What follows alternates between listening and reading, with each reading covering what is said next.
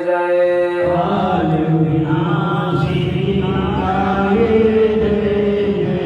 ओमा रमा ब्रह्माणे जय जय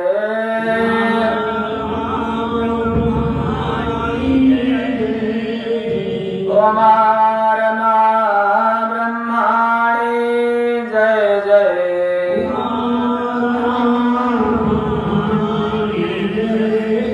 राधा सीता रुक्मिणी जय जय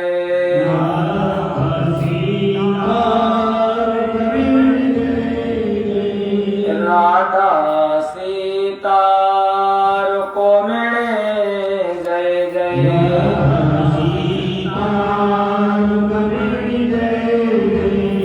राधा सीता रुक्मिणी जय जय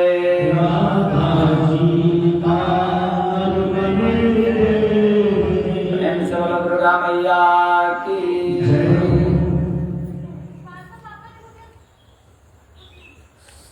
परम पुण्य स्थान नैमिष की तपोभूमि वक्ता है महाराज सूत जी। श्रोता है 88,000 ऋषि। कह रहे हैं कि एक समय वो कमल योनि ब्रह्मा उनके मन में आया कि सृष्टि कैसे करूं, सब पृथ्वी जलमग्न है। ऐसा विचार करते ही उन्होंने उन 8 शक्ति पराम्बा शिवा का ध्यान किया, गौरी का ध्यान किया। और उसी समय महाराज उन ब्रह्मा जी के बहुत शुभ लक्षण वाला मानस पुत्र उत्पन्न हुआ, जिसका नाम पड़ा मरीच। मरीच उत्पन्न हुए ब्रह्मा के मन से। उन मरीच के पुत्र हुए कश्यप जी, और कश्यप जी के हुए प्रजापति दक्ष। दक्ष प्रजापति की 13 कन्याएं थीं। उन 13 कन्याओं से ही देवता, दैत्य, यक्ष, सर्प, पशु, गंधर्व सब प्रकट हुए। इन्हीं के द्वारा आगे चल करके जितने भी देवता हैं, देवता में सबसे श्रेष्ठ माना जाता है जो प्रकाश के देवता हैं भगवान सूर्य, सबसे श्रेष्ठ माने जाते हैं। उन भगवान सूर्य के द्वारा उनका एक नाम विवस्वान भी है। भगवान सूर्य का एक नाम विवस्वान भी है। उन विवस्वान के जो पुत्र हुए उन्हें का नाम पड़ा वैवस्वत। जो आपका मनवंतर चल रहा है ये उन्हें विवस्वान के पुत्र हैं, जिनका नाम वैवस्वत मनवंतर है। वैवस्वत उनके पुत्र हुए।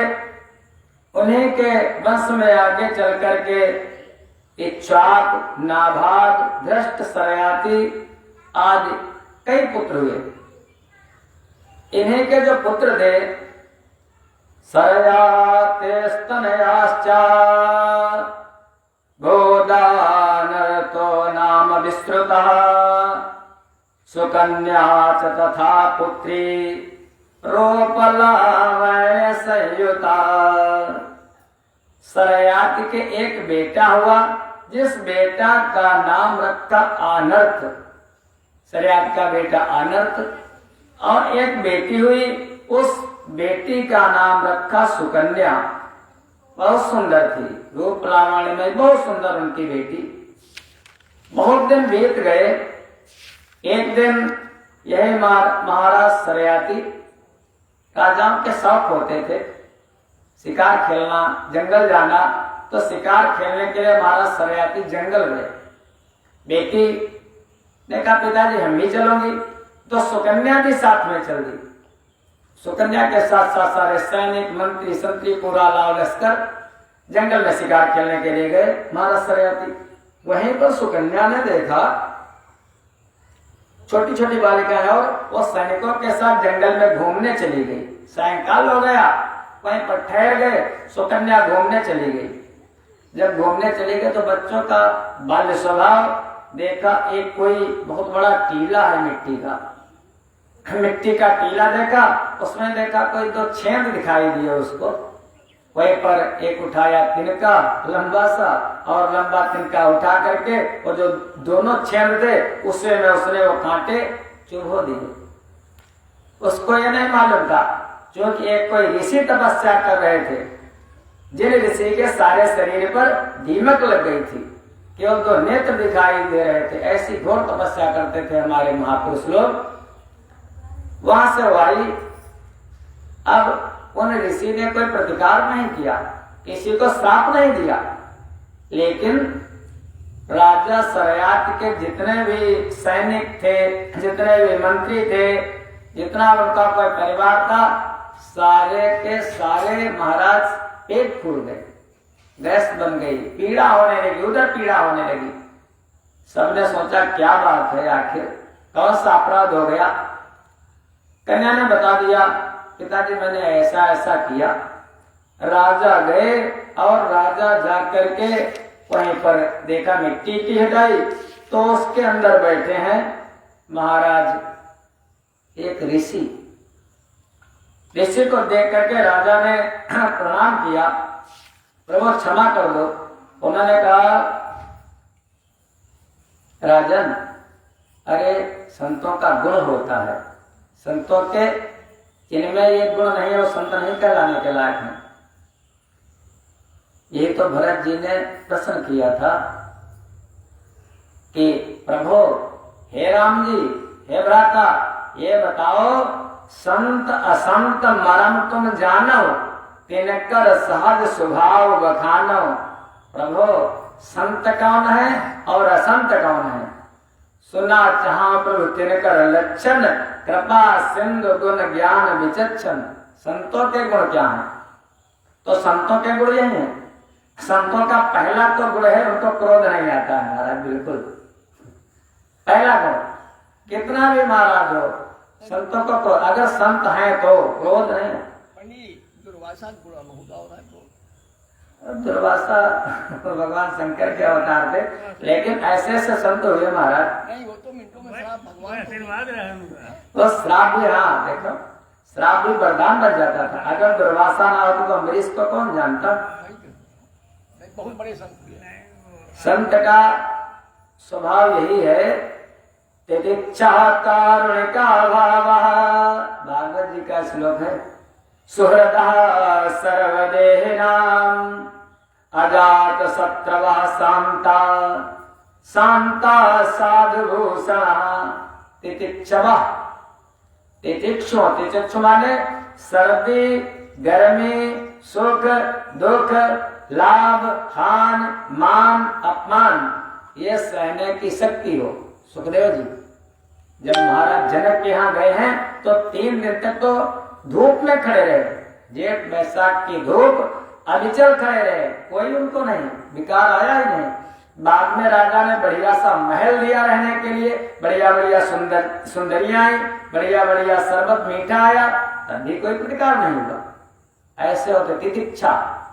कितना भी सामने वाला कुछ भी कहे, भैया संतों के लक्षण हैं, कहना आसान है, जीवन में उतारना बड़ा कठिन है। एक बार की बात है, महाराज संत एकनाथ जी, नाम सुना होगा आप लोगों ने, एकनाथ जी, वो परम श्रद्धेय एकनाथ जी, कल्याण में लेख छपा था कभी बहुत पहले। गंगा स्नान करने के लिए जा रहे थे, एकादशी की तिथि, गंगा स्नान करने के लिए निकले। तो दुष्ट होते हैं, और दुष्ट तो इल्ला बजाते रहते हैं। संतों के पास वो एक कोई बढ़िया मकान बना, 2-4 मंजिल, और उसी पर कोई खड़ा, और जैसे वो नहा करके आए महाराज एकनाथ जी, उसने उनको ऊपर थूक दिया। था कौन? मलेच्छ, मलेच्छी इसे कहते हो ना, जिसके सारे काम ऊपर से तो बड़ा टिपटाप दिखाई देगा, नहाएगा 7-7 दिन नहीं, 15-15 दिन, और बड़े सेंट लगा लेगा अच्छी बहुत, ओ महाराज मिलिछी, जो हम लोग कहते हैं अहिंसा परमो धर्म, और उनको तो दुष्टों को जन्म से हिंसा करना बताया जाता है। काटो काटो काटो, जिसको पालते हैं ना प्रेम से और उसी को बाद में काट देते हैं, वो कुर्बानी। अरे काहे की कुर्बानी तेरी? अहिंसा परमो धर्म, जो सारे काम बिगाड़े। और आज हम पढ़ रहे थे किसी को स्वाध्याय, कभी आगे तो कलयुग आएगा, अभी तो चीता की टांग नहीं टूटी है। जब घोर कलयुग आएगा तो इस पृथ्वी पर केवल मलेच्छ ही रह जाएंगे। ऐसा देवी भागवत स्पष्ट करती है, कलयुग के लक्षणों में सब मलेच्छ हो जाएंगे। आगे धीरे धीरे वो ना परिवर्तन परिवर्तन परिवर्तन, उन्हीं का शासन होगा। और कितने बड़े रह जाएंगे? पेड़ों का परिमाप एक एक हाथ के पेड़ रह जाएंगे, कटीले, इतने इतने बड़े, एक एक वित्त के महाराज रह जाएंगे मनुष्य लोग। उस समय भगवान का कलंकी अवतार होगा। संभल में विश्वेश नामक ब्राह्मण के घर में कल के अवतार होगा, घोड़े पर बैठ करके, और उन मलेच्छों की संख्या असंख्य हो जाएगी, बहुत मलेच्छ होंगे। भगवान अकेले तलवार लेकर के 3 दिनों के अंदर, ऐसा लिखा है, वो 3 दिनों के जितने मलेच्छ होंगे, मलेच्छों से पृथ्वी को विहीन कर देंगे, सबको काट छाट करके बराबर कर देंगे, कोई नहीं बचेगा। जब कोई नहीं बचेगा तब फिर 7 दिनों तक लगातार बारिश होगी पृथ्वी पर। वो सारी पृथ्वी जलमग्न हो जाएगी, पेड़ पौधे सब डूब जाएंगे। देखो कथा से कथा ना, जो संतों की बात बात में बात, और जो केले के पात पात में पात, केले के पत्ते से पत्ता, पत्ते से पत्ता, ऐसे कथा से कथा, कहां से कहां। देवी भागवत की कथा आगे की है, कलयुग के लक्षण। फिर बाद में वो सब पृथ्वी जलमग्न हो जाएगी, और जब जल बरसना बंद होगा तो 12 आदित्य, 12 सूर्य तपेंगे, तपेंगे तो सारा जल सूख जाएगा, पृथ्वी फिर से पुनः हो जाएगी। दल मलेच्छ तब कृतयुग होई, तब सब सतयुग पुनः आ जाएगा महाराज। ओ तो सब बढ़ेंगे। एक नाथ जी आ रहे थे, उस मलेच्छ ने ऊपर से थूक दिया। उनका स्वभाव है, बहुत पुरानी बात है, लगभग 2006 की बात, 2006 की बात। साइकिल भैया हमारे पास, अब हम रोज, नियम था, मंदिर नहीं बना था, आश्रम था, केवल एक कमरा बना था बस, और कुछ नहीं था। तब वो महाराज जी भी नहीं आए थे जो थे यहाँ, वो नहीं, उसके पहले की बात। हमारे गुरु जी ने दिया हमको एक साल, बढ़िया सफेद रंग की साल, और नई नई शौक होती तो हमको मिला, हाँ साल गुरु जी ने दी, और हम पहन करके वो सब अपने शाम को वही 8 साढ़े 8 बजे ओढ़ करके जाते थे। नई नई साल हमको सब। अब हम जा रहे थे कटाई के बाद, यही रोड चलती थी, और कटाई के पास वो एक बढ़िया बहुत लंबा वाला ट्रक, भूसी वाला, और जैसे हम पहुंचे ऊपर से उसने देखा होगा जा रहा है महाराज, और उसने थूक दिया, पान थूका, हमारी पूरी साल उसी साल घर गए भैया। फिर गुस्सा तो बहुत आया, लेकिन क्या, थूक करके चला गया। दुष्टों का स्वभाव यही होता है, उनको दूसरों को तंग करने में बड़ा मजा आता है, चला गया। ऐसे एक नाथ जी, लेकिन हम लोग महाराज उनके तो एक कण के बराबर नहीं, एक धुएं के बराबर नहीं है। एक बार थूक दिया, कहने के कोई बात नहीं, फिर वापस गए गंगा जी में, फिर स्नान किया, फिर स्नान करके पुनः फिर निकले, आए, उसने फिर थूक दिया दोबारा, तितिक्षा, दोबारा फिर थूक दिया। ऐसे पुनः ये क्रम चलता रहा, प्रातःकाल 5 बजे से लगा करके, और भगवान अस्ताचल को जाने वाले तब तक जैसे वो नहा करके आते, फिर वो थूक देता। वो अपने कला से बांधने, और संत का स्वभाव। आखिर में वो थूकते थूकते थक गया, लेकिन महाराज एक नाथ जी नहीं थके, आ रहे थे, अब थूका नहीं उसने। महाराज कहते हैं हृदय परिवर्तन हो जाता है। वो अपने छत से नीचे आया, और महाराज जी के चरणों में लोट पोट हो गया, प्रभु मैंने बहुत बड़ी गलती की, अब हमारे अपराध को क्षमा करो महाराज। एक नाथ जी ने कहा गलती तूने कहा की भैया, आज कल होता तो, अरे गलती तुमने कहा की? अरे कोई गलती नहीं, तुमने तो कृपा की हम पर। वो संत सर्वत्र कृपा की दृष्टि देखते हैं। कैसी कृपा की? आज एकादशी का दिन और मैं गिनता रहा, ये 108वां स्नान है हमारा। वैसे मैं 108 बार गंगा स्नान कहा करता है, तो तेरी कृपा है। इसे कहते हैं महाराज तितिक्षा। तितिक्षा कारुणिका भाव। तितिक्षा ऐसी हो और करुणा कैसी हो। कोई नदी में कोई बिच्छू तैर रहा था, डूब रहा था बिच्छू, बहुत बड़ा बिच्छू, और कोई संत वहीं पर थे। तो संत ने सोचा बेचारा मर जाएगा, और हाथ से उसको निकाल दिया, बाहर डाला। जैसे बाहर डाला, बिच्छू ने अपना दंश मारा, काट दिया एकदम झटका। फिर वो जैसे झटका, फिर वो पानी में चला गया। फिर बेचारा डूबने लगा। संत ने फिर हाथ डाला, फिर हाथ डाल करके फिर निकाल करके बाहर किया। एक बार नहीं, ऐसा कम से कम 10वां बार हुआ। वहीं पर कोई बैठा देख रहा था, महाराज जी ये बिच्छू दुष्ट इतना है, बार बार तुमको काट रहा है, हम लोग को नीच देते धर करके मार देते हैं अंदर ही, जब कीड़ा ईड़ा काटता है, मार डालो इसको। महाराज ने कहा भैया जब ये अपना स्वभाव नहीं छोड़ रहा है, तो मैं अपने स्वभाव को क्यों छोड़ूं। इसका स्वभाव है काटना, और हमारा स्वभाव है दया करना, निकालना। तो इसको कहते कारुणिका।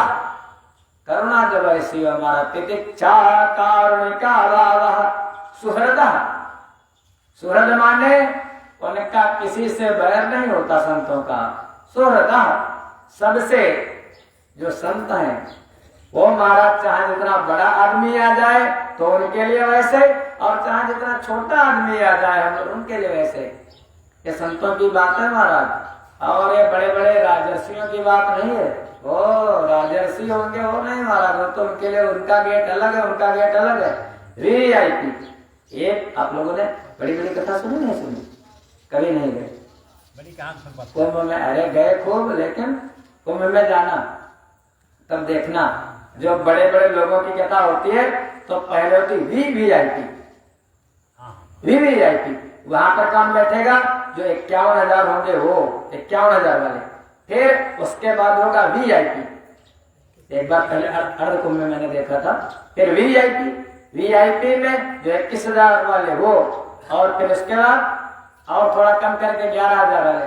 फिर वहां से बैरिकेटिंग लग गई, फिर पीछे साधारण वो वहां पर तो है, और उनके कम से कम 25, 30 या 50 आदमी बोरी लेकर के जगह जगह, वहां तक तो मन तक जा नहीं सकता महाराज जी के मन से बोरी लेकर के हो, पैसा जिसको चढ़ाना हो बोरियों में डालते रहो। बोरी में बाहर स्टॉल लगा है, स्टॉल पर बहुत कुछ है, महाराज जी का है, महाराज जी का।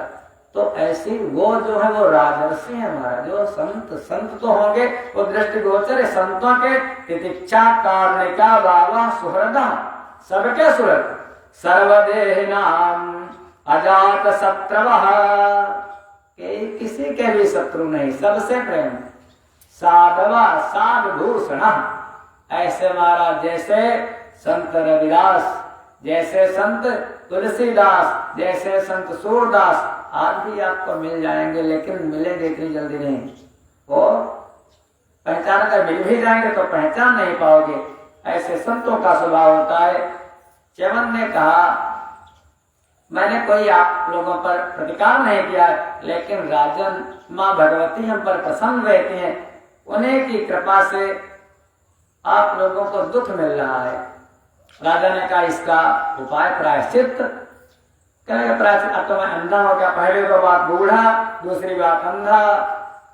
राजा ने कहा मैं अपने सैनिकों को छोड़ दूं? कहेगा नहीं हो पाएगा बेटा, से नहीं हो पाएगा। आपकी जो बेटी सुकन्या जिसने अपराध किया है, जिसने कांटे चुभोए हैं, उसने अपराध किया, सुकन्या को यहीं पर छोड़ दो राजन। सुकन्या हमारी सेवा करेगी। और बस राजा ने कहा बताओ, मंत्रियों से कहा हमारी इतनी कोमलांगी कन्या इस बूढ़े को कैसे दूं? मंत्रियों ने सबने कहा महाराज ऐसा मत करो। सबने मना किया, लेकिन सुकन्या आ गई। पिताजी मैंने अपराध किया है, हमारी वजह से आपका जितना प्रजातंत्र कमजोर हो गया, सब दुखी हैं, तो मैं अपनी मर्जी से मैं इनको अपना पति वर्ण करती हूँ। सुकन्या अपनी मर्जी से ऋषि च्यवन के पास रहने लगी। जब रहने लगी, पिताजी चले गए, समय बीतने लगा। एक दिन की बात है, कहीं पर जल भर रही थी सरोवर में। उसी समय देवताओं के डॉक्टर अश्विनी कुमार ने अश्विनी कुमार जी आ गए। उन्होंने देखा, हाँ तुम कौन? उसने कहा मैं ऋषि च्यवन की पत्नी हूँ। उन्होंने कहा तुम इतनी सुंदर ऋषि की पत्नी और वो भी अंधा? अरे हमारे साथ में चलो, हम देवता हैं, हम अश्विनी कुमार हैं, हमारे साथ चलो। उसने कहा ना, मैं पतिव्रता हूं, मैं अपने पति को छोड़ करके आज तक किसी का स्मरण तक नहीं किया है। अश्विनी कुमार ने कहा ठीक है। कुछ प्रसन्न हो गया अश्विनी कुमार, कहने लगे मैं तुम्हारे पति को जवान कर दूंगा, पुनः उसका जो है बुढ़ापा वापस चला जाएगा और जो अंधा है अंधापन भी खत्म हो जाएगा, लेकिन एक शर्त है। उसने कहा कौन सी शर्त? कहने लगे हम तीनों सरोवर में स्नान करेंगे, सरोवर सामने है, आपके पति इसमें स्नान करें और हम भी स्नान करें, तीनों बाहर निकलेंगे, तुम अपने पति को पहचान लेना, बूढ़े से बिल्कुल एक जैसे हो जाएंगे तीनों। आई अपने पति को च्यवन को बताया। च्यवन ने कहा बहुत अच्छी बात है, तो जगदम्बा की कृपा है, आप घबराओ मत। ऋषि च्यवन आए, आ करके जो सरोवर था अश्विनी कुमार और च्यवन के तीनों सरोवर में प्रवेश किए। जब प्रवेश करके बाहर आए तो तीनों अश्विनी कुमार के जैसे इतने सुंदर हो गए। अब सुकन्या देख करके मन ही मन व्यथित व्याकुल, अब किसको कहूं हमारा पति है, तो तीन एक जैसे दिखाई दे रहे हैं, कैसे किसको कहूं? तब वो आज सती जगदम्बा का ध्यान करने लगी। शरणागत दीनाथ परित्राण परायणे, हे माँ आप हम पर कृपा करो, जय जय गिरिवर राज किशोरी, जय महेश मुख चंद्र चकोरी। माँ भवानी प्रसन्न हो गई, कहने लगी जाओ तुमको ऐसी शक्ति प्रदान करती हूँ तो तुम अपने पति को पहचान लोगी। उन जगदम्बा की कृपा से उसने अपने पति को पहचान लिया। अश्विनी कुमार भी खुश हुए। अश्विनी कुमार जी जब जाने लगे तो च्यवन ने कहा तुमने मेरा बड़ा उपकार किया है, ऐसा करो कुछ वरदान मांग लो। अश्विनी कुमार ने कहा ऋषिवर, अब अश्विनी कुमार ने कैसे उनको जवान किया था, कैसे स्नान करवाया था?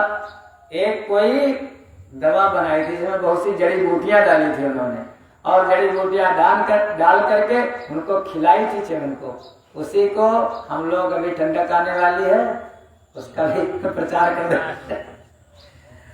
तब हुई जिस योग से च्यवन ऋषि की देह, उसी का नाम पड़ गया च्यवनप्राश अवलेह।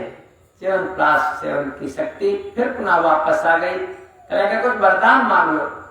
कहने लगे जो देवता लोग हैं, अरे मैं डॉक्टर हूँ, सबकी दवा करता हूँ, लेकिन देवता लोग हमको अपने साथ में भोजन नहीं कराते हैं, हमको अछूत मानते हैं।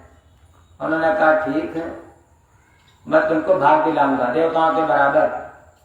इधर महाराज जो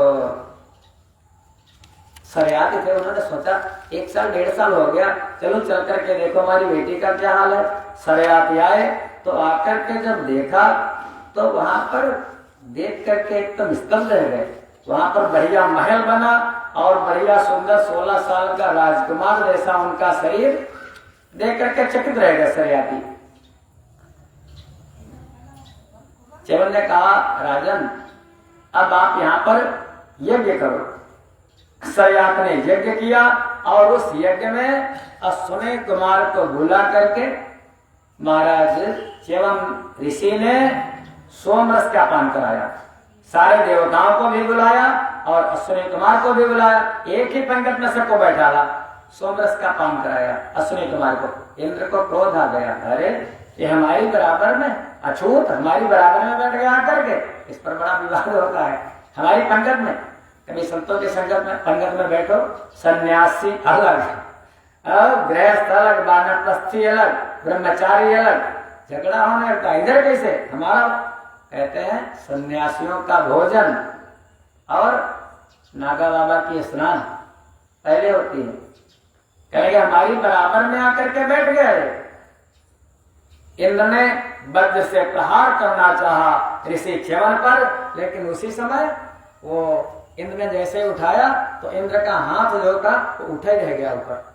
इतना तपोबल था उनके अंदर, हाथ नीचे आ ही नहीं रहा था।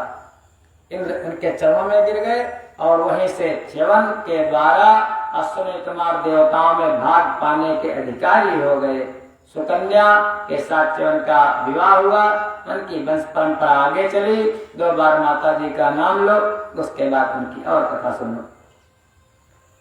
दुर्गति नाशिनी दुर्गा जय जय,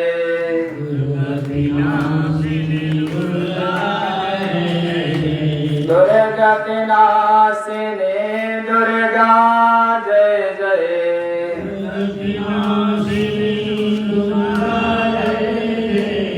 काल विनाशिनी काली जय जय,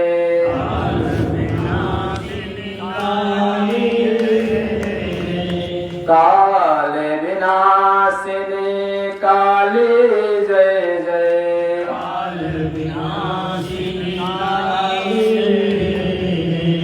रमा ब्रह्माणी जय जय,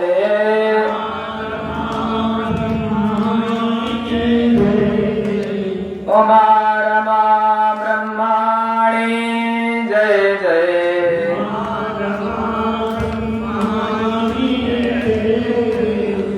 राधा सीता रुक्मिणी जय जय,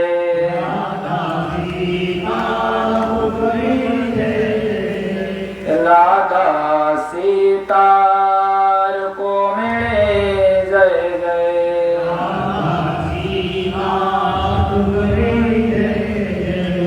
दुर्गति नाशिनी दुर्गा जय जय,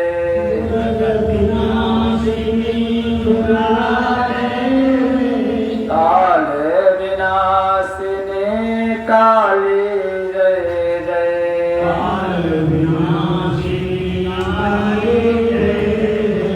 काल विनाशिनी काली जय जय,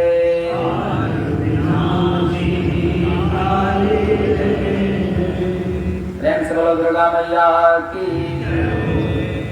इसी इक्ष्वाकु वंश में आगे चल करके आप लोगों ने कथा सुनी होगी।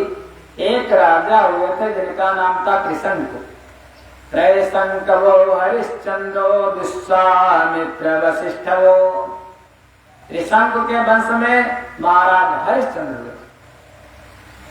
त्रिशंकु जब स्वर्ग नहीं जा पा रहे थे, विश्वामित्र ने भेजा था, तो विश्वामित्र ने अपने तपोबल के द्वारा पुनः उनको भेज दिया था फिर स्वर्ग में। उन्हीं के वंश में आगे चल करके हरिश्चंद्र हुए। वेद में आता है सत्यम वद, सत्य बोलो, लेकिन सत्य कहां पर बोलो ये भी विचार कर लेना चाहिए। हरिश्चंद्र के कोई बेटा नहीं था, नहीं संतान थे, कोई पुत्र नहीं था, कोई संतत नहीं थी। हरिश्चंद्र ने वशिष्ठ को बुलाया, प्रभु हमारे कोई पुत्र नहीं है। कहने लगे तुम वरुण यज्ञ करो, वरुण जी की कृपा से हो सकता पुत्र हो जाए। महाराज हरिश्चंद्र ने वरुण यज्ञ किया, वरुण जी प्रकट हुए। वरुण जी ने कहा हरिश्चंद्र तुम्हारे बेटा होगा, लेकिन बेटा मैं तुमको प्रदान करूंगा, तुम्हारा कलंक मिट जाएगा, तुम निर्वंशी नहीं कहे जाओगे, लेकिन वो बेटा मैं ले लूंगा, धरोहर के रूप में बेटा दूंगा तुमको। हरिश्चंद्र ने कहा ठीक है। थोड़े दिनों बाद वरुण देव जी की कृपा से महाराज हरिश्चंद्र के पुत्र हुआ। पुत्र का नाम रखा रोहित। जब रोहित बड़ा होने लगा तो वरुण जी आ गए। वरुण जी ने कहा ऐसा करो, आपने कहा था कि मैं बेटा तुमको दे दूंगा वापस, तो भैया आप हमारा बेटा हमको दे दो। हरिश्चंद्र ने कहा वरुण जी अभी तो हमारे बेटे के दूध के दांत भी नहीं टूटे हैं, थोड़े दिन बाद आना। वरुण जी ने कहा ठीक है। अब 2-4 साल बीत गए, तब फिर आए वरुण जी। हरिश्चंद्र ने कहा देखो वरुण जी अभी हमने अपने बेटे का उपनयन संस्कार नहीं किया है, अब उपनयन संस्कार किए बिना कैसे ले जाओगे, थोड़ा और रुक जाओ। वरुण जी फिर चले गए। फिर चले गए। 1-2 साल बाद पुनः वापस आए। महाराज बेटा लाओ, आपने कहा था। हरिश्चंद्र ने कहा अभी तो इसका समावर्तन नहीं हुआ है, अब समावर्तन हो जाए तब फिर। बड़े जी ने कहा देखो खूब हमको बेवकूफ बना रहे हैं, मैं बार बार आ चुका हूं और अब मैं दोबारा आऊंगा नहीं, या तो हमको बेटा दे दो। इधर पता चला कि हरिश्चंद्र यज्ञ करेंगे और उस यज्ञ में रोहित जो है ना, रोहित की बलि दे दी जाए। बेटा देना माने बलि यज्ञ करो और बलि दे दो। नरमेध यज्ञ होता था पहले, अश्वमेध यज्ञ, इसमें अश्व माने घोड़ा, घोड़ा का सर काट दिया जाता था। यज्ञ होती थी, उस यज्ञ में एक यूप होता था खम्बा जैसा, बलि उसको उसी में बांध दिया जाता था और जब यज्ञ पूर्णाहुति होती थी तो उसी का सर अलग कर दिया जाता था। नरमेध यज्ञ में मनुष्य का। महाराज रोहित को पता चला पिताजी हमारा वध करेंगे, यज्ञ करेंगे। रोहित गया भाग। जब रोहित भाग गया, मंत्रियों के लड़कों से पूछ करके अपने मित्रों से, हरिश्चंद्र ने बहुत ढूंढा, पता नहीं लगा। इधर वरुण जी पुनः आए। जब पुनः आए, वरुण जी ने कहा हमारा हमको बलि दो, बेटा वापस करो। हरिश्चंद्र का बेटा तो हमारा है नहीं, चला गया। वरुण ने श्राप दे दिया, हरिश्चंद्र जाओ तुमको जलोदर रोग हो जाए। जलोदर रोग जैसे कोई आप देखते होगे किसी का शरीर बहुत मोटा हो जाता है, लोग उस पर हंसी उड़ाते हैं, लेकिन उसके रोग है नहीं लोगों को मालूम होता। जलोदर रोग हो गया, शरीर बढ़ने लगा, पेट बढ़ने लगा, बड़ी पीड़ा होने लगी हरिश्चंद्र को। इधर को एक जंगल में पता चला पिताजी को रोग हो गया है, वापस चलो। तब तक इंद्र आ गए। इंद्र ने कहा भैया आपकी बलि दे देंगे आपके पिताजी, इसलिए मत जाओ वहां को। रोहित को मना कर दिया, रोहित नहीं गया। जब नहीं गया, थोड़े दिन बाद फिर पिताजी ज्यादा पीड़ित होने लगे तो इंद्र ने फिर कहा रोहित जाने के लिए फिर तैयार। इंद्र फिर ब्राह्मण का रूप बना करके आ गए। अभी मत जाओ, जब पिताजी तुम्हारे मर जाए तब फिर जाना, तब राज्य के अधिकारी तुम ही होगे। और अगर अभी गए तो प्राण रक्षा के लिए अगर कुछ पाप भी किया जाए तो पाप नहीं माना जाता है, मत जाओ अभी। रोहित रुक गया। इधर इनके जलोदर रोग हो गया। वशिष्ठ जी से विनती की। वशिष्ठ जी ने कहा राजन यदि कोई बेटा तुमको खरीदे से मिल जाए, खरीद लो और यज्ञ कर दो, उसकी बलि दे दो। राजा ने कहा ठीक है, उसको भी पुत्र मान लिया जाता है, खरीद करके ले आओ। कहने ठीक। जंगल में गए, जंगल में कोई ब्राह्मण रहता था इनके राज्य में, जिस ब्राह्मण का नाम था अजीत गर्त। अजीत गर्त ने कहा हमारे 3 बेटे हैं राजन, बहुत दरिद्री था, उसके घर में खाने को नहीं था, महाराज भोजन के लाले थे, अन्न के लाले थे। और ये समझो महाराज हरिश्चंद्र का शासन है, जैसे आप लोग कहते हो उनका शासन है, वो बहुत गरीब है फलाना। और महाराज पूरी पृथ्वी के महपाल राजा हरिश्चंद्र, लेकिन कर्मों के अनुसार सब गरीबी मेरी होती है। अजीत गर्त के घर में खाने को नहीं, 3 लड़के। एक जो बीच वाला उसका नाम सुना शेख, कहेंगे बड़ा वाला तो हमारा पिंडदान करेगा, बड़ा वाला बेटा पिता को प्रिय होता है।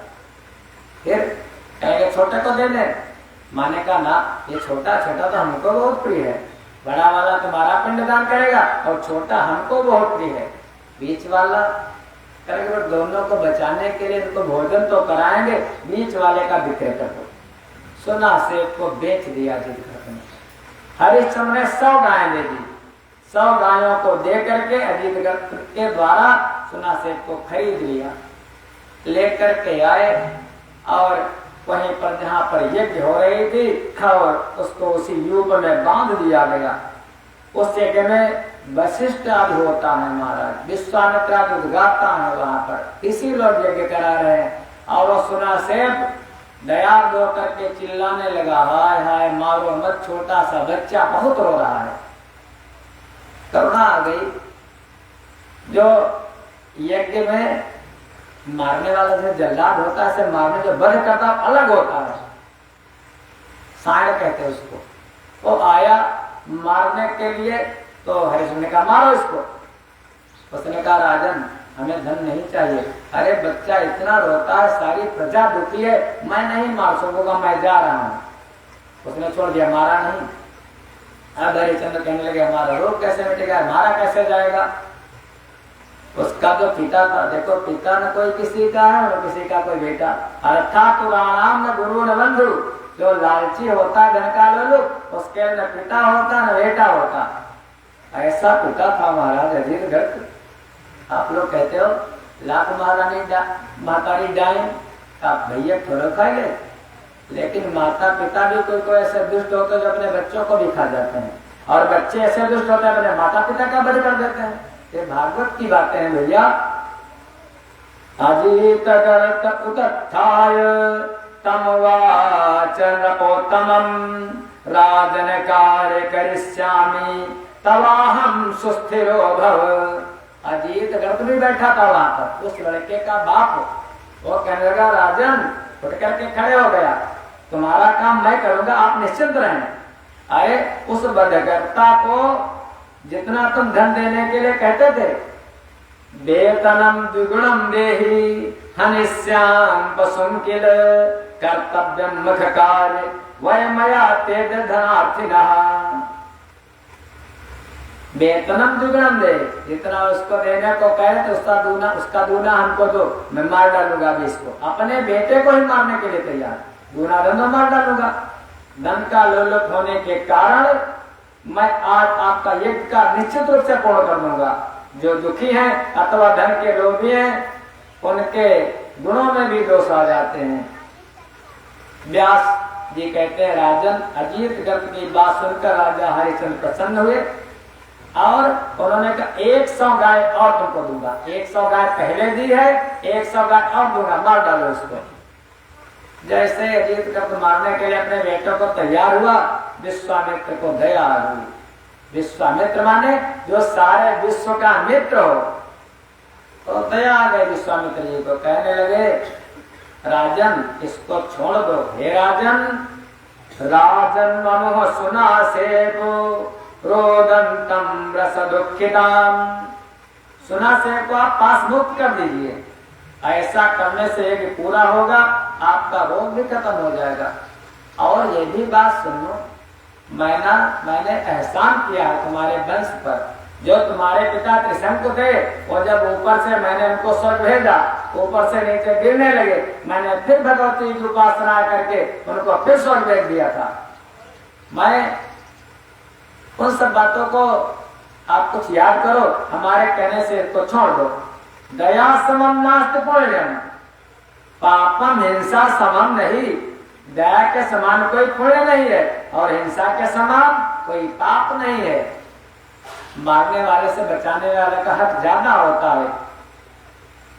लेकिन बहुत कहा विश्वामित्र ने, हरिश्चंद्र का देखो महाराज, और आप कुछ भी मांग लो, लेकिन इसके अलावा में आप गाय मांग लो, धन मांग लो, द्रव्य मांग लो, लेकिन मैं जलोदर रोग से बहुत पीड़ित हूँ। जलोदरेण गाढ़ेन दुखितो हम भ्रसम मुने, इसलिए मैं कौशिक इस बालक को छोड़ नहीं सकता, मैं नहीं छोड़ूंगा। मना कर दिया। संत मांगने आए, विश्वामित्र ने मना किया, लेकिन हरिश्चंद्र ने छोड़ा नहीं। विश्वामित्र को क्रोध आ गया और जाकर के पहुंचे। रुदंत बालकम वीक्ष विश्वामित्रो दयातुरः, दया आ गई। जाकर के पहुंचे, कहने लगे बेटा जपस्तव कल्याणम भविष्य तुमाज्ञा, तुमको ऐसा मंत्र बताता हूं, सुना से इस मंत्र का जप करो। वरुण मंत्र का उपदेश किया सुना से को। नमो नमस्ते हटिक प्रभाय सुश्वेताराय सुमंगलाय सुपास हस्ताय जना जसासनाय जलाधिनाथाय नमो नमस्ते। ये वरुण मंत्र है। वरुण मंत्र का उपदेश कर दिया, इसी का जप करो।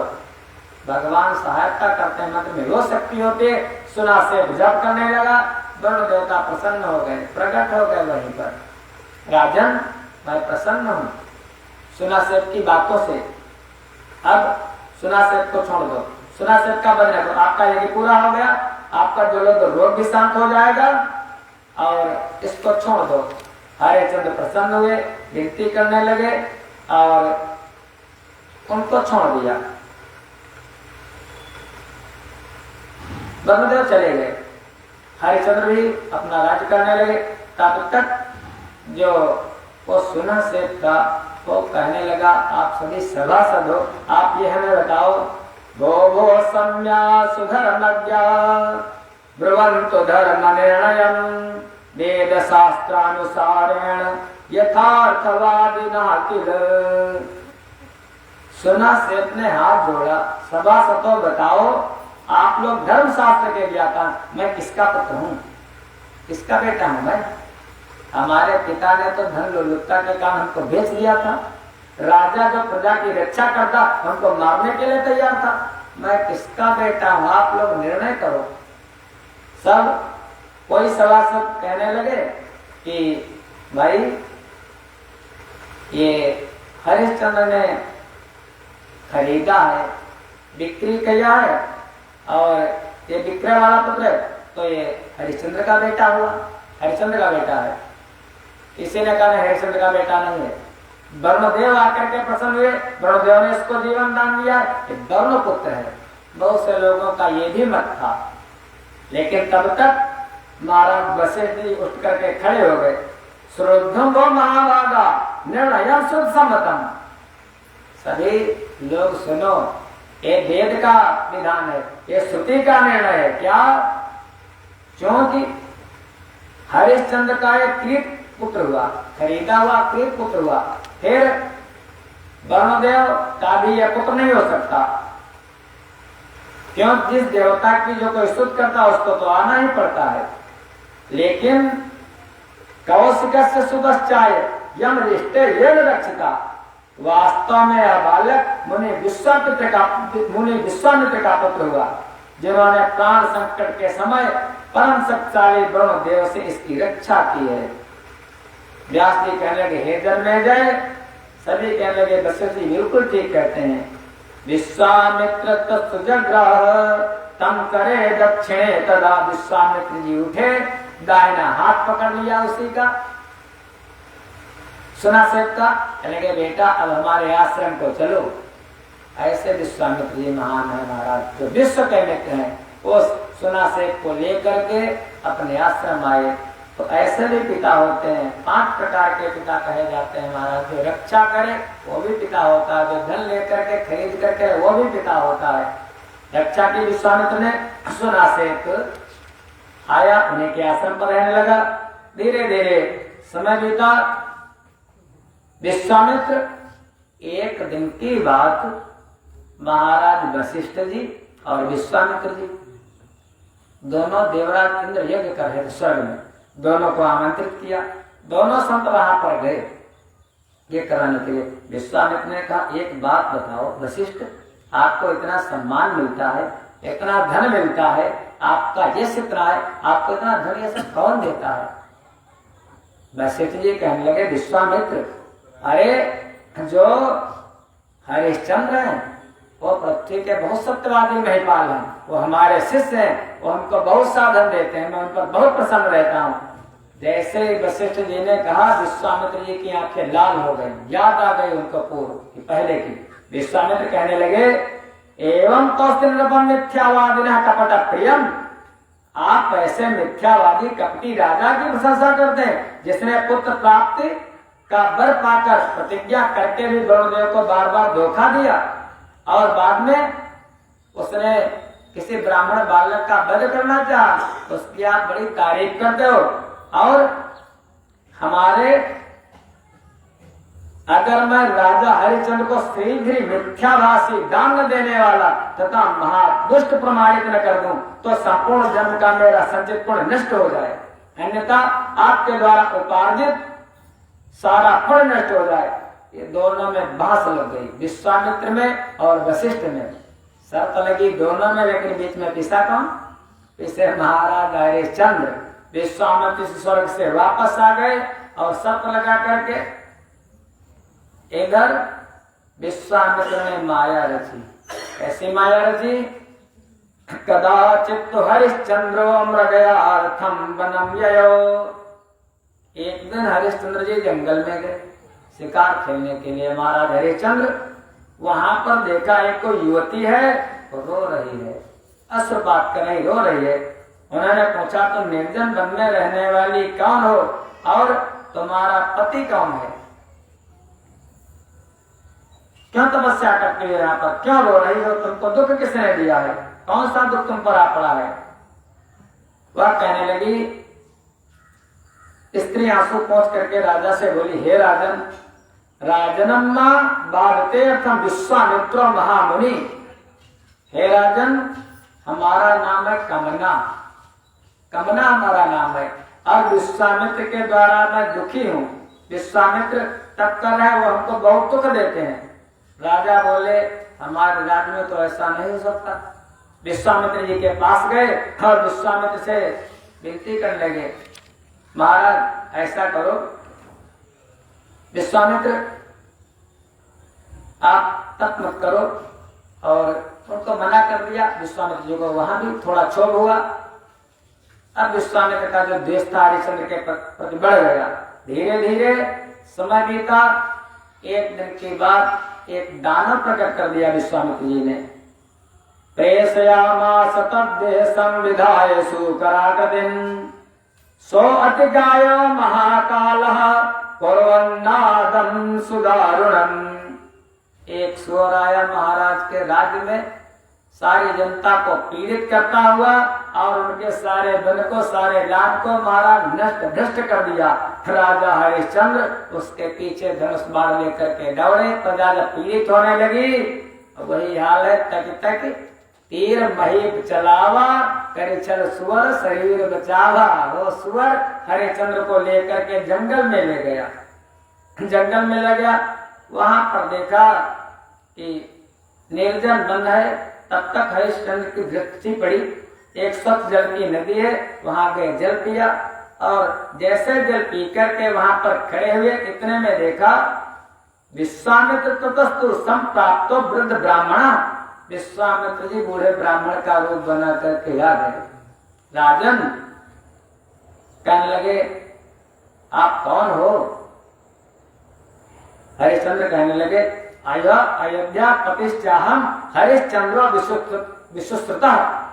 मैं अयोध्या का राजा हूँ, हमारा नाम हरिश्चंद्र है। मैं राजसू यज्ञ कर चुका हूँ। थोड़ा अंदर आ गया हरिश्चंद्र के, मैं राजसू यज्ञ कर चुका हूँ और याचना करने वालों को उनकी हर अभिलषित वस्तु सर्वदा प्रदान करता हूँ। हे ब्राह्मण, हे दुष्येट, यदि आपको भी यज्ञ के निमित्त धन की आवश्यकता हो तो अयोध्या आए, मैं आपको प्रचुर धन प्रदान करूंगा। हे जनमेजय, हरिश्चंद्र की बात सुनकर मुनि विश्वामित्र हंसकर उनसे कहने लगे, राजन, यह तीर्थ अत्यंत पुण्यमय है। आप अयोध्या आने की बात करते हो। अरे तीर्थ पर जो दान किया जाता है वो दूना हो जाता है, और इस गंगा नदी के किनारे आप अगर दान करेंगे। राजन, मैं बहुत गरीब ब्राह्मण हूँ, हमारे एक बेटा है और एक बेटी है, इसलिए आप स्नान वगैरह कर लें, तर्पण कर लें। और राजन, आप हमारे पुत्र का विवाह, आज मेरे पुत्र का विवाह होने वाला है, आप कुछ हमको दे दे। हमारे बेटे का, एक बेटा एक बेटी, दोनों का विवाह हो जाए। हे राजन, इस परम पुण्य हवन वेदी मध्य आप हाथी, घोड़े, रथ और अनुचरों के सहित संपूर्ण राज भर को हमको दे दीजिए। रथ, हाथी, घोड़ा, सारा राज राजन संकल्प कर लीजिए। और उनकी माया में आ गए विश्वामित्र जी की, और हरिश्चंद्र ने कहा, ठीक है, मैं सारा राज तुमको देता हूँ। संकल्प कर लिया। जब संकल्प कर लिया, अब विश्वामित्र जी ने कहा, राजन, दान पूर्तये प्रदास्यामि स्वस्थो भव तपोधनः विश्वामित्र ततःसूत्रा तमाहं मेदिनी पतिम। राजन, अब संकिता के रूप में, बाद में पंडित जी कहते संकिता करो, हमको 60 भार सोना वो चाहिए। अब हरिश्चंद्र के मन में आया, हाँ ये तो मैं चला गया ब्राह्मण के द्वारा, राज तो मैंने पहले दे चुका, और अब ये कहता 60 बार सोना। कहने लगे प्रभु आज मैं जा रहा हूं, कल हमारे राज्य को आना। वहां से हरिश्चंद्र वापस आए अपने यहाँ। रात्रि भर उनको नींद नहीं आई। सभ्या उनकी पत्नी पूछने लगी, उन्होंने कहा आज जंगल में किसी ब्राह्मण ने मुझको छल लिया। उसी के साथ धीरे धीरे समय बीता। प्रातः काल विश्वामित्र जी फिर आ गए। राजन 60 बार सोना दीजिए। हरिश्चंद्र ने दान तो कर ही चुके थे। वहां से चल पड़े। सारे नगरवासी रोने लगे। आप लोगों ने खूब कथा सुनी है। और आकर के हरिश्चंद्र जैसे दानी हुए थे, काशी जी में बिकन गए थे। एक दिना मरघट पर देखा घड़ा धरे सरनीर का, कोई पता नहीं तकदीर का, पल से पल में क्या हो जाए मिट्टी भरे शरीर का। महाराज कोई पता नहीं, आज हम राजा हैं कल भिखारी बन जाए। वहां से चल दिए हरिश्चंद्र। अपनी पत्नी सैव्या, छोटा सा बेटा रोहित, सबको लेकर के काशी जी के बाजार में खड़े हैं। पत्नी सैव्या को बेच दिया, लेकिन बेचने से भी पूरा नहीं पड़ा। बेटा रोहित रोने लगा। उसी समय वो ब्राह्मण की पत्नियों को मारता मारता राजा के सामने। अब राजा करे क्या, पत्नी तो बिक चुकी, बड़े दुख पाए महाराज। कहते हैं अगर आप कोई नियम बनाओगे जीवन में, मैं सत्य ही बोलूंगा, मैं दान करूंगा। मैं नियम बनाना तो आसान है, लेकिन नियम को पालन करना बहुत कठिन है। नियम जिस दिन बनाया परीक्षा उसी दिन से शुरू हो जाएगी। बस ये समझ लेना, जो नियम बनाओगे यही नियम बना लो।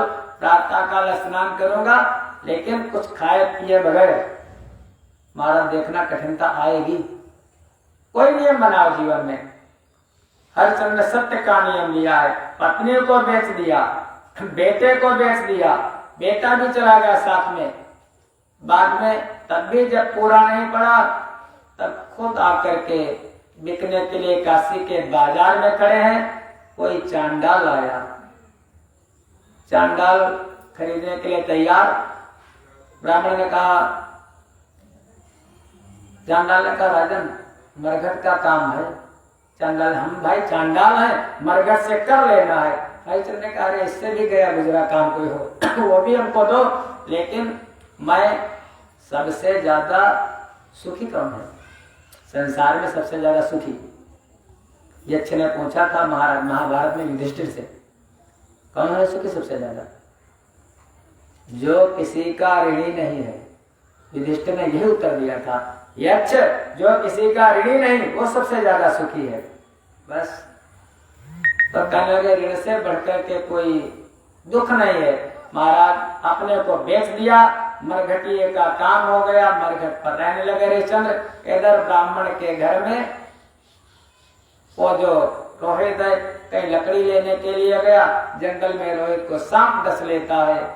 उसी समय उसकी माँ बेटे को लेकर के रात्रि का समय महाराज बहुत प्रताड़ित करता है वो ब्राह्मण सैव्या को, रोहित को। बेटे को लेकर के आई और आकर के मरघट पर हरिश्चंद्र कर मारते हैं। बिना कर दिए यहाँ पर कोई अपने मुर्दे को जला नहीं सकता। सैव्या कहने लगी प्रभु, तब तक बिजली चमकी। महाराज वो सब विश्वामित्र जी की माया। हरिश्चंद्र ने देखा, सैव्या ने भी देखा, अरे आप तो हमारे पति हो। हरिश्चंद्र कहने लगे कौन किसी का पति और कौन किसकी पत्नी? ये तो सब हम लोग बिक चुके हैं। अब हमारा मालिक है, हमारा मालिक का हम पर अधिकार है। हमारा धर्म है अपने मालिक का हित करना। हमारे मालिक का कहना है बगैर कर लिए यहाँ पर कोई अपने बेटे को जला नहीं सकती।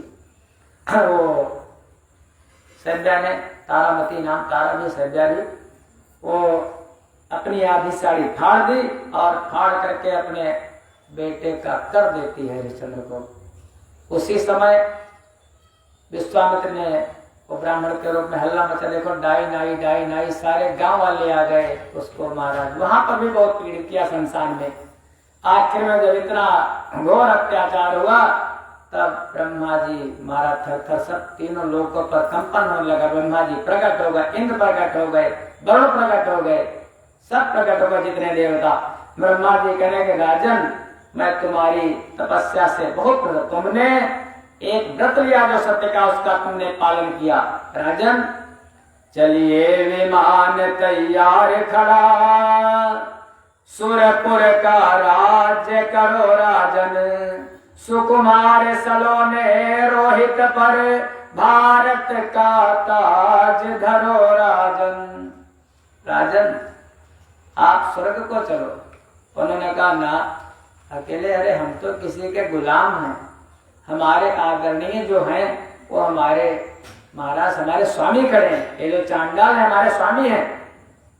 अब चांडाल वहां पर कहा, चांडाल वो अपने रूप में आ गया, वो धर्मराज ही थे। धर्म ने कहा हरिश्चंद्र जब किसी पर विपत्ति आती है मैं उसका साथ देता हूँ, जो अपने नियम का पालन करता। हमको मालूम था तुम पर ऐसा संकट आने वाला है, इसीलिए मैं चांडाल बन करके आ गया।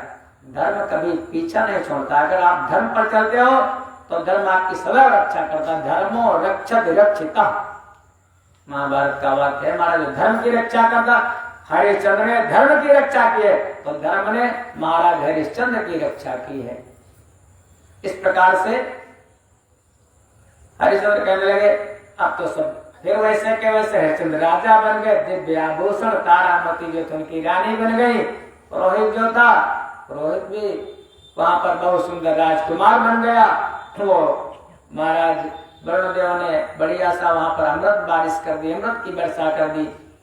हरिश्चंद्र कहने लगे प्रभु अगर हमको ले चलना चाहे तो बिना प्रजा के राजा कैसा, हमारी प्रजा तो हम पर निरंतर अशुभ आती रहती, हमारी सारी प्रजा को लेकर के चलो। धर्मराज कहने लगे राजन आपकी प्रजा में पापी भी हैं, आपकी प्रजा में पुण्यात्मा भी है, सबको नहीं ले चल सकता। हरिश्चंद्र का देखो ये बात नहीं, हमारे लिए तो सब समान है, हमारी दृष्टि सम है। ऐसा वर्णन है भागवत जी में कि जितने भी थे वहां पर उस समय ब्राह्मण से लगा करके चांडाल तक जो जाना चाहता था स्वर्ग उन सबके लिए विमान आए, और जो नहीं जाना चाहते थे उन्होंने अपने बच्चों को, जो जाना चाहते बच्चों को दे दिया, और जो नहीं जाना चाहते थे वो रुके। जैसे भगवान राम जब साकेत गए हैं तो सरयू जी में 1 महीने के रास्ता बन गया था, जो कोई आना चाहे आ सकता है। ऐसे महाराज हरिश्चंद्र, चंद्र टरे सूरज टरे, टरे जगत व्यवहार, पैदृढ़ श्री हरिश्चंद्र को टरे न सत्य विचार। प्रेम से बोलो महाराज हरिश्चंद्र की। 2 बार माता जी का नाम लो, फिर थोड़ी कथा और सुनो। दुर्गति नासिन दुर्गा जय जय,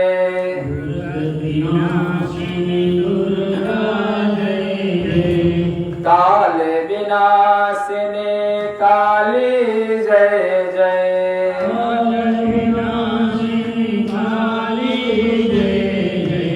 कुमार मां ब्रह्माणी जय जय,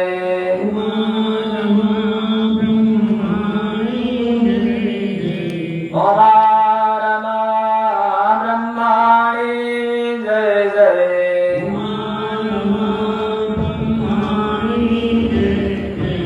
राधा सीता रुक्मिणी जय जय,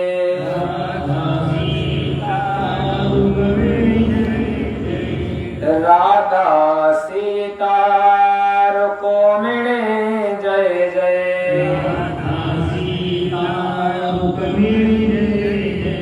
दुर्गति नाशिनी दुर्गा जय जय,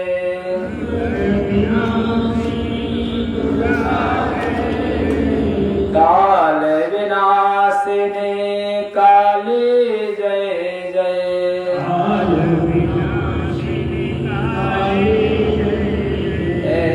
दुर्गति नाशिनी दुर्गा जय जय,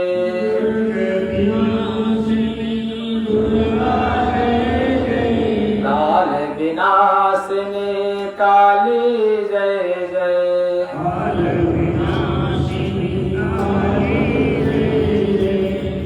दुर्गा मैया की।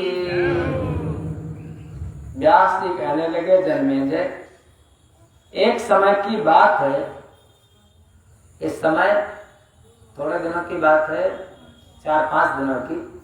4-5 दिनों के बाद जो आश्विन का महीना है कुंवार का, वो खत्म हो जाएगा। कौन सा महीना आएगा? कार्तिक का महीना। किसकी महिमा कार्तिक के महीने में है? लक्ष्मी जी की महिमा है, भगवान नारायण की भी महिमा है। और विशेष करके तुलसी मैया की बड़ी महिमा है।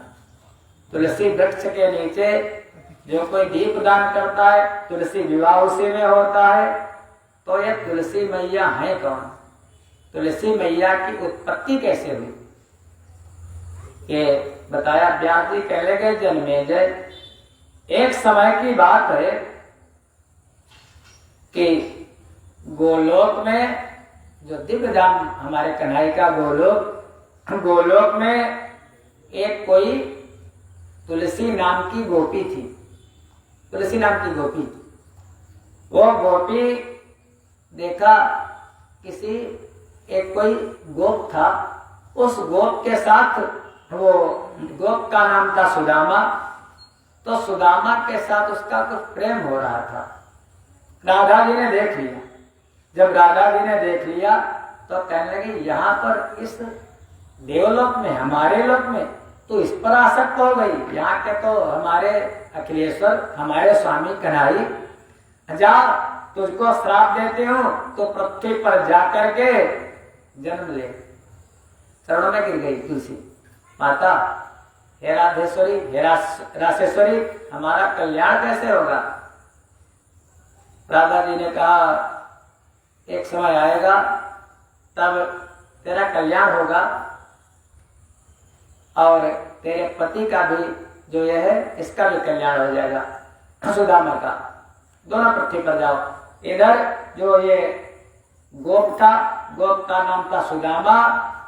ये एक दिन कन्हैया ने देखा, ये भी वहां पर कुछ इसका आचरण ठीक नहीं था। सुदामा को भगवान ने श्राप दिया था, कन्हैया ने। ये दोनों श्राप के कारण पृथ्वी पर उत्पन्न हुए। एक राजा है, जिन राजा का नाम है धर्मध्वज। धर्मध्वज राजा बड़े तपस्वी हैं, व्रत का पालन करने वाले। उनकी पत्नी है और उस पत्नी के द्वारा धर्मध्वज की एक कन्या उत्पन्न हुई, जिस कन्या का नाम रखा तुलसी। तुलसी तुलसी धीरे धीरे बड़ी होने लगी और जाकर के एक ऋषि के आश्रम में रहने लगी, घोर तपस्या करने लगी। एक दिन ये जो सुदामा गोप था, ये पृथ्वी पर ये भी प्रकट हुआ, लेकिन राजा तो बना। ब्रह्मा जी की घोर तपस्या की, नाम इसका पड़ा शंखचूड़। शंखचूड़ नाम पड़ा। ब्रह्मा जी की तपस्या करके इसने कवच को पाया, कवच धारण किया इसने। ये आया, आकर के तुलसी पर इसका मन आसक्त हो गया। पहले से ऋषि का विधान था, तुलसी भी प्रेम में आसक्त हो गई। शंखचूड़ के साथ तुलसी का विवाह हो गया। जब शंखचूड़ और तुलसी दोनों का विवाह हो गया, धीरे धीरे देवताओं पर विजय प्राप्त कर ली। शंखचूड़ बहुत बलवान था। इधर कार्तिकेय जी का और माँ काली का शंखचूड़ से घोर युद्ध हुआ। फिर भी शंखचूड़ जब परास्त नहीं हुआ, तब कहने लगे ये छल के क्यों, इसकी जो पत्नी है तुलसी, तुलसी पतिव्रता है और पतिव्रता के तप के द्वारा ये हमारा जीवित रहता है। इसके जब शील का भंग किया जाए, शील पतिव्रत धर्म नष्ट कर दिया जाए तो यह मर सकता है। सब गए, भगवान नारायण की विनती की। नारायण का ठीक है, समय आने दो। भोले बाबा की विनती की। भोले बाबा जाकर के शंखचूड़ से घोर युद्ध करते हैं और इधर भगवान ब्राह्मण का रूप बना करके, शंखचूड़ में एक गुण था, वो प्रातः काल दान करता था। स्नान करके उसका नियम था, जो कोई आ जाता और यदि ब्राह्मण आ जाता तो विमुख नहीं जाने देता था। भगवान ने ब्राह्मण का रूप बनाया और उसको छल करके शंखचूड़ को, उसका जो कवच था, कवच को मांग करके ले आए। जब युद्ध करने के लिए गया, तुलसी ने बड़ी सेवा की, आरती की और युद्ध करने के लिए चला गया। इधर सायंकाल युद्ध समाप्त नहीं हुआ था, उसके पहले ही भगवान नारायण उसका रूप बना करके आ गए। शंखचूड़ का रूप बना करके आ गए और तुलसी को छला, तुलसी के साथ महाराज संसर्ग किया एक ही साथ में। लेकिन उनके हाव भाव को देख करके तुलसी पहचान गई, अरे तू कौन है, तूने हमारे सतीत्व को नष्ट कर दिया। कहने लगी तुलसी, हे नाथ ते दया नास्ति पाषाण सदृश्य जा छलेन धर्म भंगेन मम स्वामी तया हता। हे नाथ, आप पाषाण सदृश हो गए हैं, आप में दया नहीं है, आपने छलपूर्वक मेरे धर्म को नष्ट कर दिया और हमारे स्वामी को भोले बाबा ने मार डाला। अरे आप तो दयाहीन हो गए हो, दूसरे का हित साधने के लिए आपने अपने भक्त को क्यों मार डाला। इस प्रकार शोक संतप्त तुलसी बहुत रोदन करने लगी, बार बार विलाप करने लगी। तब भगवान करुणा कर कहने लगे, तुलसी की कामिक अवस्था को देखकर भगवान समझाने लगे, कहने लगे, तपस्त्वया कृतं भद्रे मदर्थे भारते चिरम तदर्थे शंखचूड़श्च चकार सुचिनम तपः। हे भद्रे, तुमने भारत में रहकर मेरे लिए बहुत समय तक तपस्या की है, साथ ही इस शंखचूड़ ने भी इस समय तुम्हारे लिए दीर्घ समय तक तपस्या की थी। तुम्हें पत्नी रूप में प्राप्त करके उसने तपस्या का फल प्राप्त करके तुम्हारे साथ विहार किया और उसको भी तपस्या का फल देना उचित है। हे राम में, अब तुम इस शरीर को त्याग कर दिव्य देह धारण करके मेरे साथ आनंद करो और तुम लक्ष्मी के समान हो जाओ। तुम्हारा जो यह शरीर है वह गंडकी नदी के रूप में प्रसिद्ध होगा। वह पवित्र नदी पूर्ण भारतवर्ष के मनुष्यों को उत्तम पुण्य देने वाली होगी।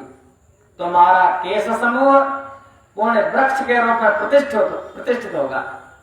जो तुम्हारे बाल हैं तुलसी, वो वृक्ष के रूप में बन जाएंगे। तुम्हारे केश से उत्पन्न हुआ वृक्ष तुलसी नाम से प्रसिद्ध होगा। जो शरीर था उस तुलसी का, वो तो बन गया गंडकी नदी। उसी से भगवान, उसने कहा था तुम पाषाण बन जाओ, भगवान ने भी अपने भक्त की बात मानी, वो बन गए शालिग्राम। और जो बाल थे तुलसी के, उसी से जो हमारी तुलसी मैया है महाराज, वो प्रकट हो गई। तुलसी प्रधान रूप वाली मानी जाएगी। स्वर्ग लोक, मृत लोक, पाताल का गोलोक, सभी स्थानों में तुम मेरे सानिध्य में रहोगी। वृक्ष श्रेष्ठ उत्तम तुलसी नाम से तुम पुष्पों के मध्य सदा प्रतिष्ठित रहोगी। ऐसा भगवान ने उसको वरदान दिया।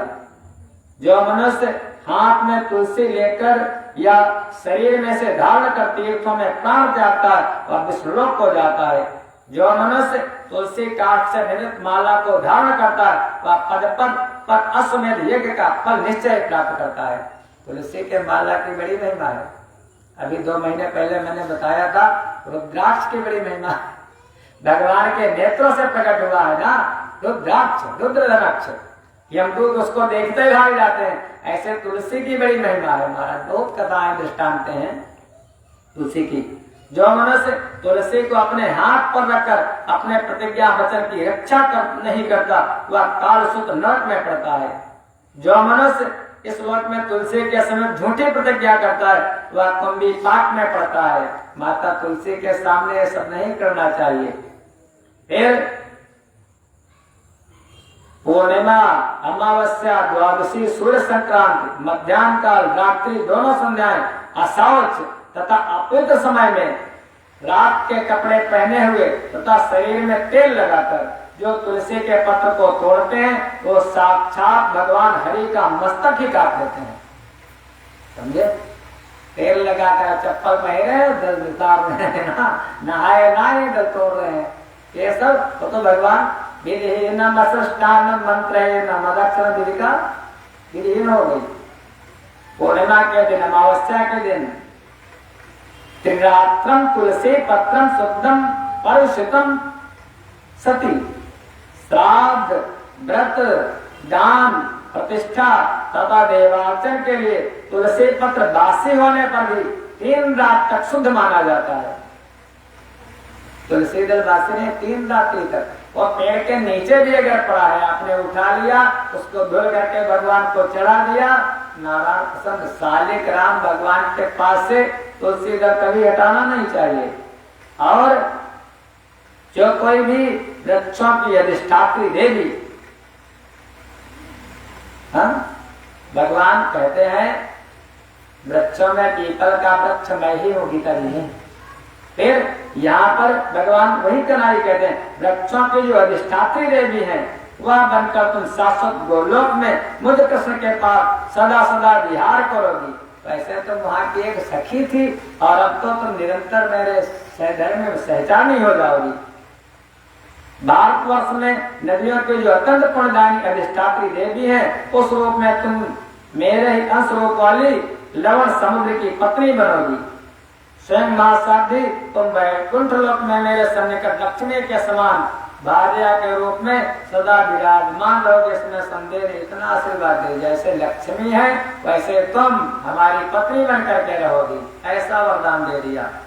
फिर कोटि संख्या ततस्कीट कृष्ण दृष्टा वरायुधे तल्लच्चाकुरे चक्रम करिष्यन्ति मदीयकम। मैं भी तुम्हारे साप को, भगवान भक्तों के पराधीन है, भगवान भक्तों की बात मान लेते हैं। तुलसी तुमने मुझको श्राप दिया है, अरे मैं तुम्हारे श्राप के कारण पत्थर बन जाऊंगा, गंडकी नदी के समीप निवास करूंगा, वहां रहने वाले करोड़ों कीड़े अपने तीक्ष्ण दांतों से हमें छेद कर देंगे, हमारे आयुधों से काट काट कर उस शिला के गड्ढे मेरे चक्र का चिन्ह बनाएंगे, उस पत्थर में चक्र का चिन्ह बना देंगे, जिसमें एक द्वार का चिन्ह होगा, 4 चक्र होंगे और वनमाला से भूषित होगा। वह नवीन मेघ समान वर्ण वाला पाषाण लक्ष्मी नारायण से प्रसिद्ध होगा। आप लोग जो देखते हो गोल गोल वाले शालिग्राम, गोल गोल, लेकिन जो असली वाले शालिग्राम उनके अंदर वो देखो ऐसे खुल जाएंगे, अंदर उनके चक्र बना होगा। यानी संतों के पास इतने वाले होंगे महाराज और ऐसे। और जो हमारे राम राजा सरकार हैं, वही गंडकी नदी से पत्थर लाया गया था, वही शालिग्राम में और हमारे राम राजा सरकार में कोई भेद नहीं, एक ही है, उन्हीं से तराश करके वो बनाए गए। ऐसे भगवान ने बताया। कहने लगे इस प्रकार से जो तुलसी की सेवा करेगा, उसको तुलसी का स्तवन करेगा, उसको हमारी प्राप्ति होगी। और वही आगे चल करके कोई समय आया जिन राधा जी ने तुलसी को श्राप दिया था, वही राधा जी जब पृथ्वी पर आई तो वृंदावन में जब भगवान राधा जी को छोड़ करके चले गए, तब वही आह्लादनी शक्ति राधा जी ने तुलसी जी का एक मंदिर बनवाया, तुलसी जी का पेड़ लगवाया। कार्तिक का महीना आया और निरंतर तुलसी जी के आगे दीपदान करते तुलसी की घोर साधना की है राधा जी ने। तब तुलसी जी ने वरदान दिया, राधे जाओ, तुमको कन्हई के साथ तुम्हारी भेंट होगी। कहाँ? समंत पंचक तीर्थ पर भगवान मिले हैं राधा जी से। द्वारिका रहे, मथुरा रहे, लेकिन राधा जी से कभी मिले नहीं, छोड़ दिया गोकुल तो छोड़ दिया। जब मिले हैं तो कहाँ पर मिले हैं? समंत पंचक तीर्थ पर राधा जी से पुनः मुलाकात हुई है भगवान की। राधा जी से किसकी कृपा से? इन्हीं तुलसी मैया की कृपा से। 2 बार भगवान का नाम लो। श्री कृष्ण गोविंद हरे मुरारे, हे नाथ नारायण वासुदेव। श्री कृष्ण गोविंद हरे मुरारे, हे नाथ नारायण वासुदेव। श्री कृष्ण गोविंद हरे मुरारे, हे नाथ नारायण वासुदेव।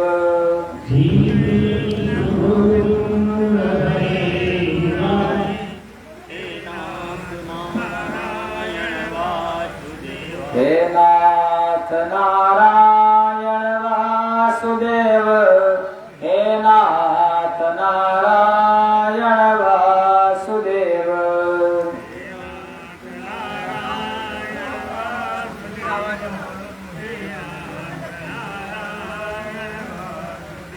कृष्ण गोविंद हरे मुरारे, हे नाथ नारायण वासुदेव।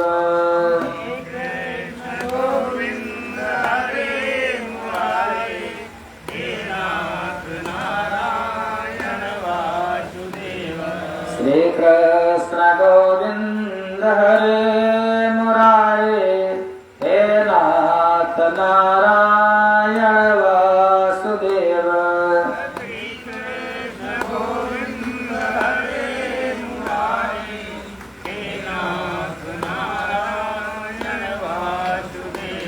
प्रेम से बोलो कृष्ण कन्हैया लाल की।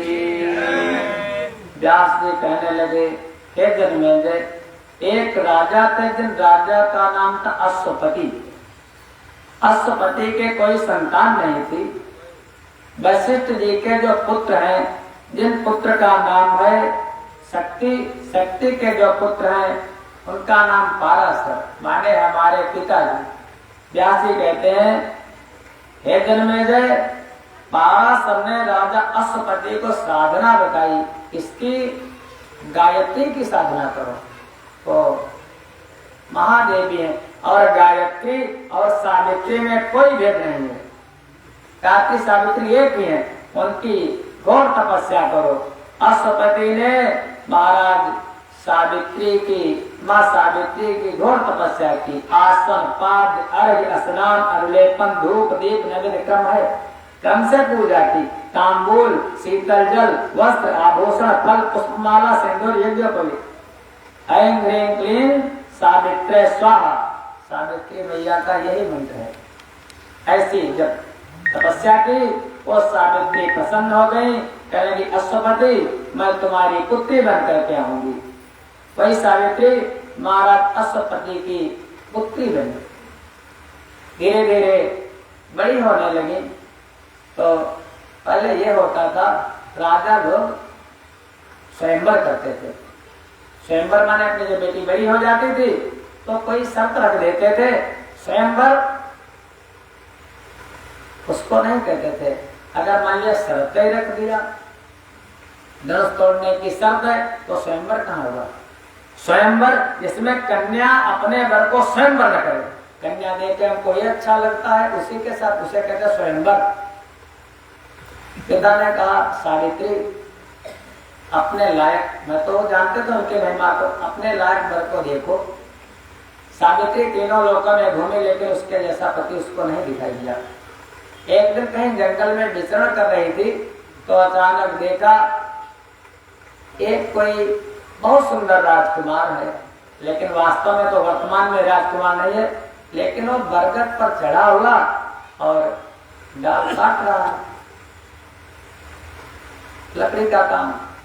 वहां पर जाकर के उसने देखा, उसी के साथ वो जंगल में कुटिया डाल करके रहते हैं, जिनका नाम है दुष्ट सेन। उनका एक बेटा है जिसका नाम सत्यवान। सत्यवान बहुत सुंदर था। सत्यवान के साथ सावित्री ने विवाह किया। नारद जी कहने लगे, सावित्री ये तो अल्पायु है, इसमें राजाओं के बहुत से गुण हैं, लेकिन इसकी आयु तो केवल 1 वर्ष है। 1 वर्ष। कहने लगे, सावित्री कहने लगी, कोई बात नहीं, कर्मणा जायते जन तो कर्मणो विलीयते, सुखम दुखम भयम शोकम कर्मणो प्रियते। ये तो सब कर्म के अनुसार होता है नारद। चलो कम आएगा, कोई बात नहीं। इसी के सत्यवान के साथ सावित्री ने विवाह कर लिया। समय बीता। एक दिन जंगल में सत्यवान जी लकड़ी काटने के लिए गए। जब लकड़ी काटने के लिए गए तो सावित्री भी साथ में गई। उसको तो पता था ऐसे हमारे देश की सतियां हुई, पता था, वो साथ में गए अपने पति के। अचानक काट रहे थे, सर में दर्द हुआ, नीचे आए और जैसे नीचे आए सत्यवान का जो शरीर था वो शांत हो गया। महाराज हेमाचार्य जी आए और आकर के उनके प्राणों को अपने पास में बांध करके चल दिए। जैसे चल दिए, सावित्री भी धर्मराज के साथ पीछे पीछे चल दी। प्रभु हमारे पति को छोड़ दो। यमराज कहने लगी, छीन सिंदूर मेरा लिया है, तुमने तुमने सोचा विचारा नहीं है, छीन सिंदूर मेरा लिया है, तुमने सोचा विचारा नहीं है। बिन पति के गति कैसे होगी, बिन पति के गुजारा नहीं है। कहने लगी कि बिना पति के कैसे रहूंगी, हे यम देवता हमारे पति को छोड़ दो। जब सावित्री चलने लगी तो यमराज ने कहा तुम और कुछ मांग लो सावित्री, लेकिन अपने पति के प्राण मत मांगो। सावित्री ने कहा वरदान अगर देना चाहते हो तो ऐसा वरदान दो जो हमारे पिताजी हैं, हमारे पिता के पुत्र नहीं है, हमारे पिता के पुत्र हो जाएं, 100 पुत्र हो जाए हमारे पिता के। यमराज ने कहा तथास्तु, 100 बेटे होंगे। अब फिर यमराज आगे चलने लगे। सावित्री देखा फिर पीछे पीछे आ रही, जब फिर पीछे पीछे आ रही तो फिर यमराज प्रसन्न हुए और फिर सावित्री कहने लगी प्रभु ये बताओ किम कर्म तदप्येतेन को वा तद्धेतुरेव च को वा देहि च देहता को वा कर्म कारका।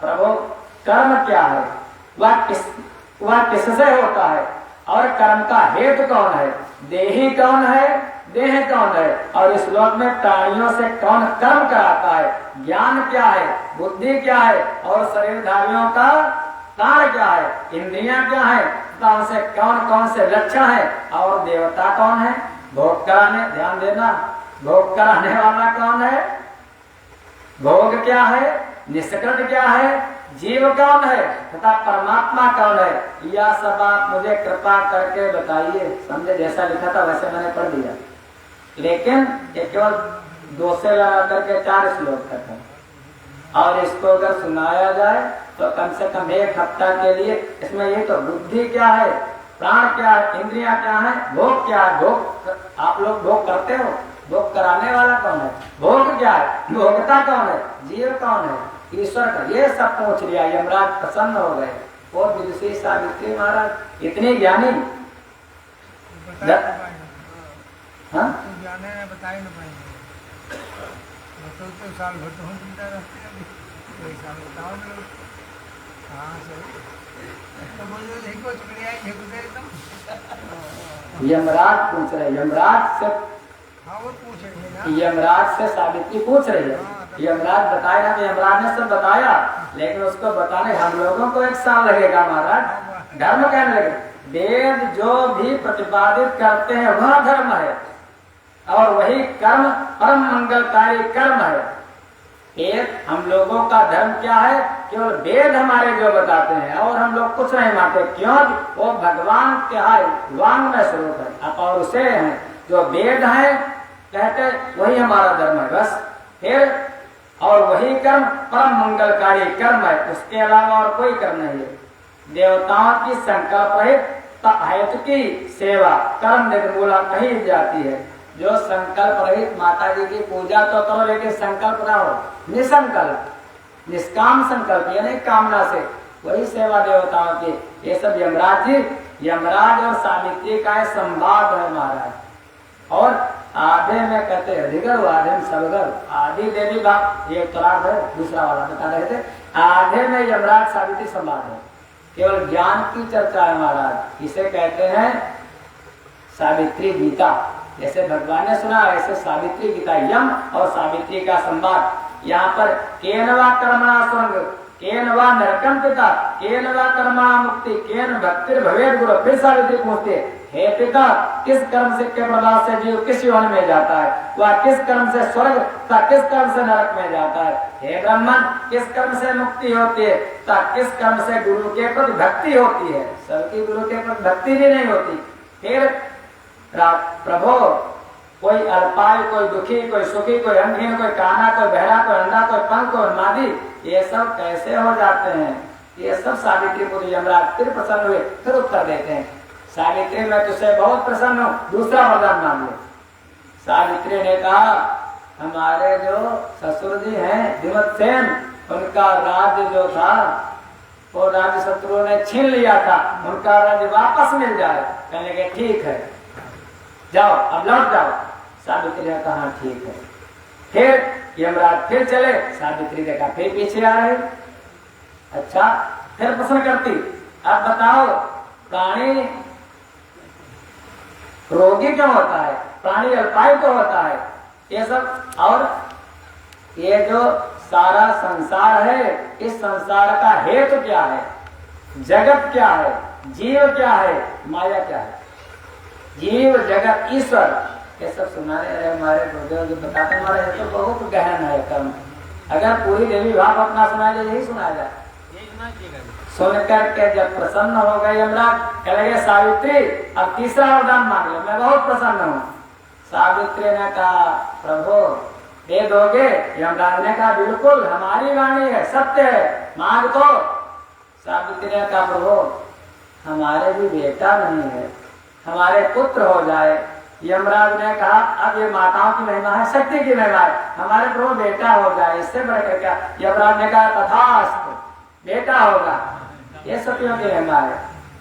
प्रेम से बोलो सती श्रीराम सावित्री मैया की, बेटा हो जाए। अब यमराज फिर चल दिए, सावित्री लौट जा, ये शरीर का धर्म है मरण, अब तुम्हारे पति को मैं लिए जा रहा हूँ। सावित्री कहने लगी चले यमराज सावित्री रोका, दिया वरदान मन में न सोचा। चले यमराज सावित्री ने रोका, दिया वरदान मन में न सोचा। और बिन पति के पिसर कैसे होगा, बिन पति के पिसर कैसे होगा, बिन पति के गुजारा नहीं है। प्रभु आप तो जा रहे हो, ये असंभव संभव कैसे, क्या बिना पति के भी बेटा कहीं होगा।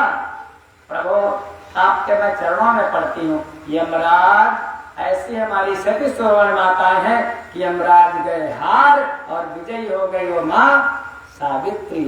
ये है भारतवर्ष की ऐसी सतियां माताएं, उन्हीं पर अगर भारत आज विश्व गुरु है तो उन्हीं के सतीत्व पर ऐसी सावित्री। जया